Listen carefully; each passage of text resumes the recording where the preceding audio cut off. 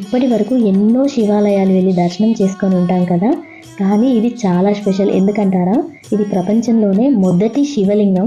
Before క్రీస్తు అంటే 2వ శతాబ్దంలో ఏర్పడిన గుడి ఇది. అప్పటి రాజులు, శాతవాహనులు వీళ్ళందరూ ఈ గుడిని చాలా డెవలప్ చేశారు.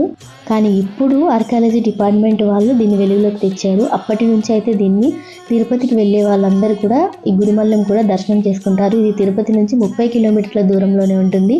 మనం ఎలా అయితే తిరుపతికి వెళ్ళినప్పుడు కాణిపాకం ఇవన్నీ దర్శనం చేసుకుంటామో అలాగే ఫ్యూచర్లో ఇంకా డెవలప్ అవుతూనే ఉంది ఇది. కానీ చాలా మందికి అయితే తెలియదు ఈ గుడి. తిరుపతికి వచ్చే భక్తులలో ఒక 0.11% ఈ గుడికి వచ్చినా కానీ గుడి అనేది చాలా డెవలప్ అవుతుంది. ఈ మధ్యలో డెవలప్ చేయడానికి ట్రై చేస్తున్నారు. ఇటు సైడ్ రోడ్లు కూడా లేవన్నమాట, ఇప్పుడిప్పుడే వేస్తున్నారు. ఈ శివరాత్రికి అయితే చాలా బాగా చేస్తారంట. ఈ గుడికి సంబంధించి ఫుల్ వీడియో అయితే నేను పోస్ట్ చేస్తాను. ఇంట్రెస్ట్ ఉన్న వాళ్ళు తప్పకుండా చూడండి. మీరు కానీ ఎప్పుడైనా తిరుపతి వెళ్ళినట్లయితే ఈ గుడిని అయితే మిస్ చేసుకోకండి. దగ్గరలోనే ఉంటుంది కాబట్టి వెళ్ళి తప్పకుండా దర్శనం చేసుకోండి.